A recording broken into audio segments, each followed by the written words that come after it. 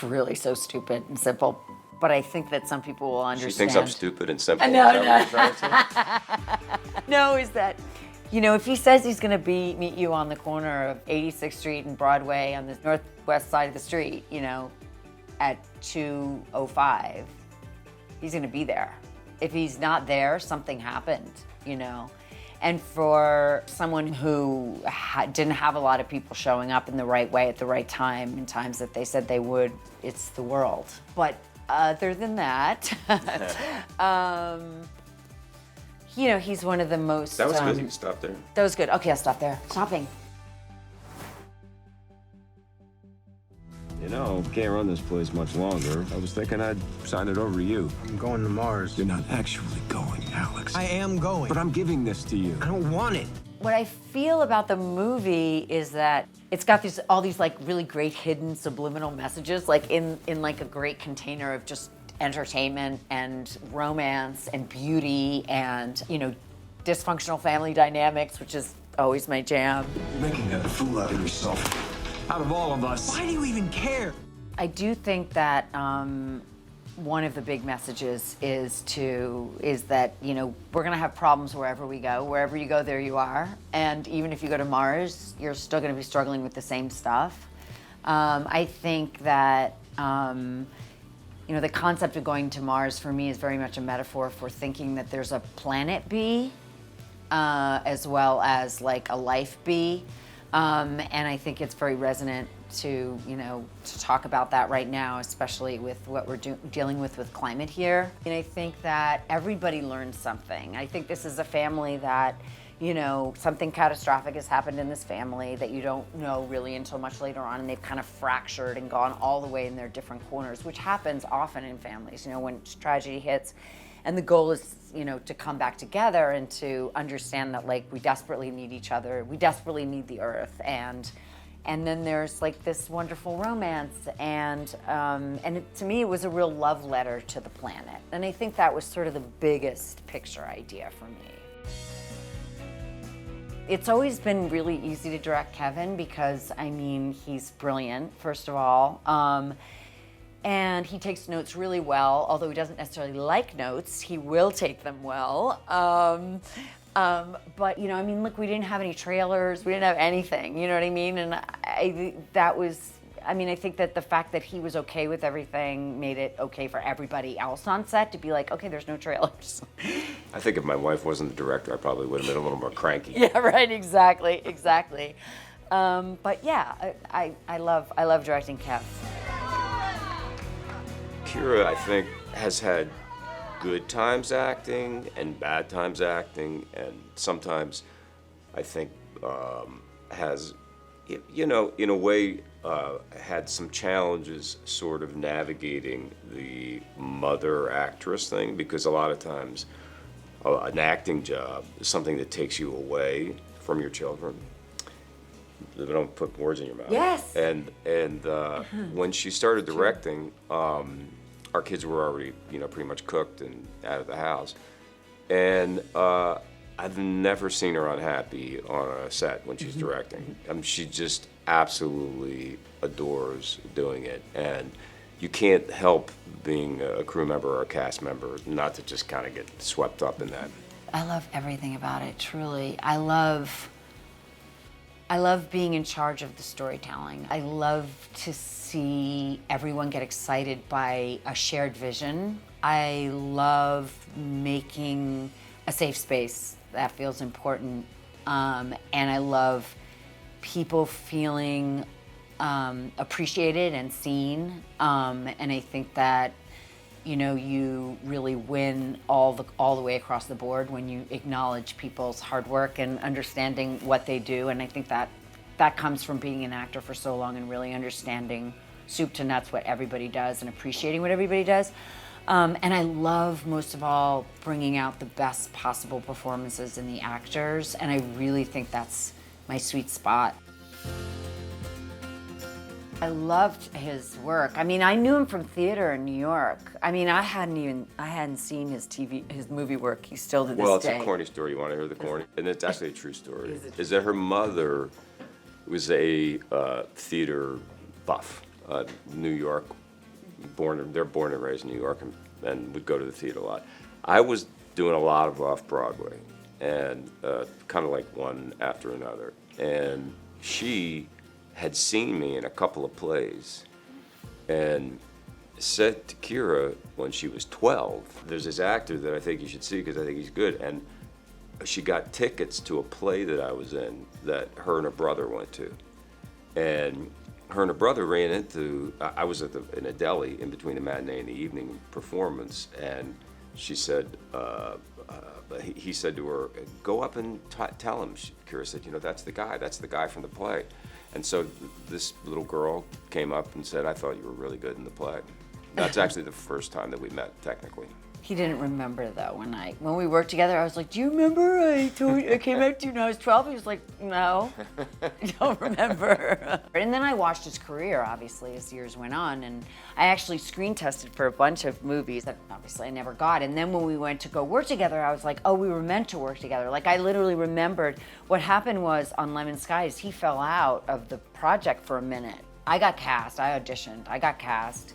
I knew he was doing it. Then he fell out for a minute, and somebody else was going to replace him. And I was like, I think he's going to come back. Like I have this feeling that he's not going to not do this with me. And then he did. And then he did do it with me. And then we fell in love. Carol, it's gorgeous. But in the beginning, I was like very standoffish, but then just a couple of weeks later, we had dinner one night, and that was it. That was like it.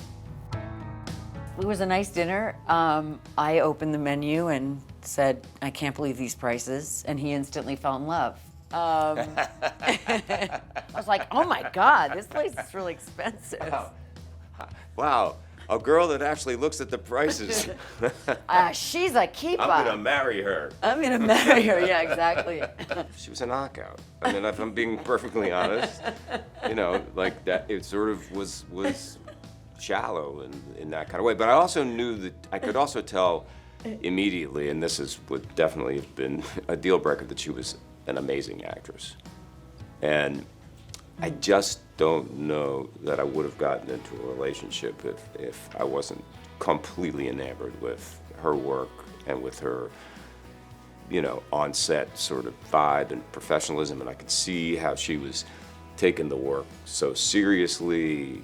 Back then she had really big notebooks of things. She was writing notes and stuff, and I was like, what the hell is that? She's like, I'm working on my character. I was like, I gotta start doing that.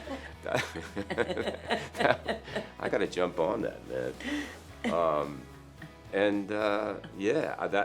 I think it was that combination of things, and then there's a whole other kind of level of connection that is really hard to even put into words. For me, as your family starts to grow, so does the pressure or the responsibility that you feel for supporting them. All of a sudden, you go from being an actor, living in New York, and sort of approaching things 100% from the standpoint of just art and just creating, and then all of a sudden you go, yeah, but I gotta pay for school and I gotta do these other things. So for me, I think there was a lot of time in I guess we're talking about the 90s, right? Yeah. Where things in my mind were not going well career-wise, and I think that my issues with that were exacerbated by the fact that I felt like I was, had to provide. Not that Kyra wasn't working too, but I think that I just naturally have that sort of male point of view where, Yeah. I gotta go out and chop wood. I didn't think it was hard at the time, but I think what was hard was that sometimes we were single parents. Like if he was working, I was a single parent. If I was working, he was, even if it's just all day with the kids, you're a single parent. I think that's kind of hard. I think that, I think we've always been each other's biggest support and fan, so I don't think that there's a resentment that grows when the other person's, because we're like, oh, thank God one of us is working. We also did a lot of stuff with just the four of us. Yeah.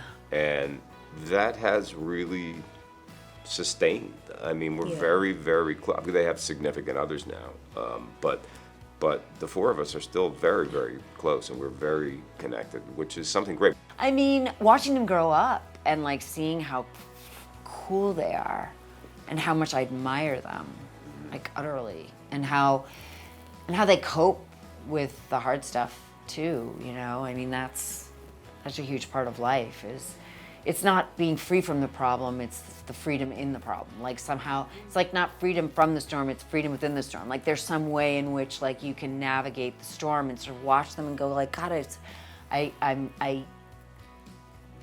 you know, when things are easy, things are easy. But when things are hard, that's when you learn your coping skills, and I admire the way they walk through life with all of its good, the bad, and the bumpy, you know? I loved music growing up in Philly, just listening to music all the time. When Kyra was pregnant, I started playing guitar to her belly and would, you know, sing. We connected on music like right away when we first met. And then our son, you know, right away made it clear that music was going to be his thing. That was almost immediate. His first word was guitar.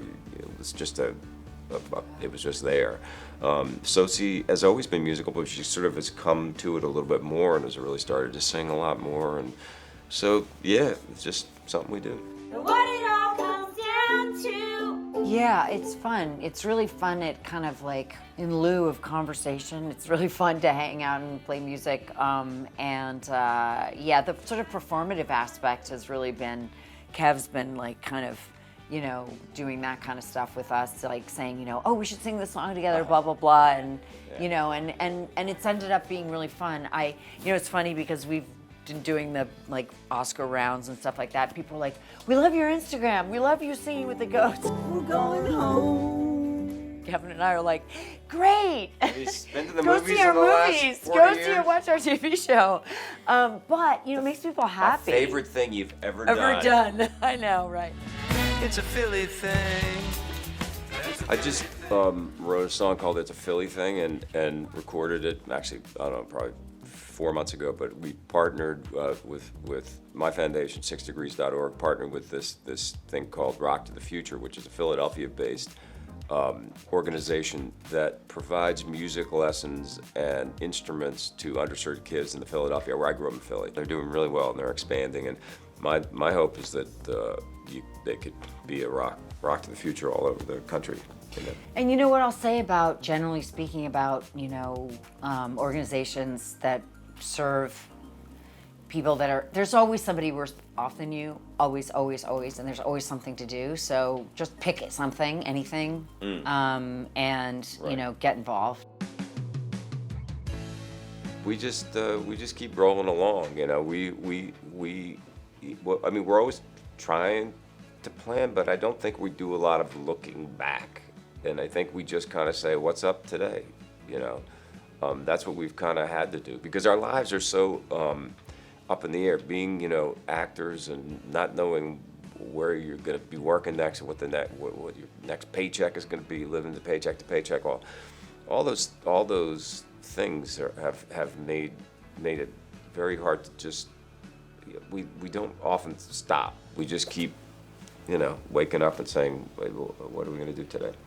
I think for the first time in my life, I think I'm proud of us. Like, I'm really proud. I'm like letting myself be proud. I think forever I was just like, well, you know, it's not me, and not, you know, I don't want to boast or brag or whatever, you know. But I'm on the cover of People. But on the cover of People magazine, check this out. But I also feel proud. I just feel proud. Like, this is not easy. Like, life isn't easy. You know, building a family is not easy. Living in the world is not easy. And like, I feel proud of us that we're sustaining and that we're trying to put good things out into the world, you know.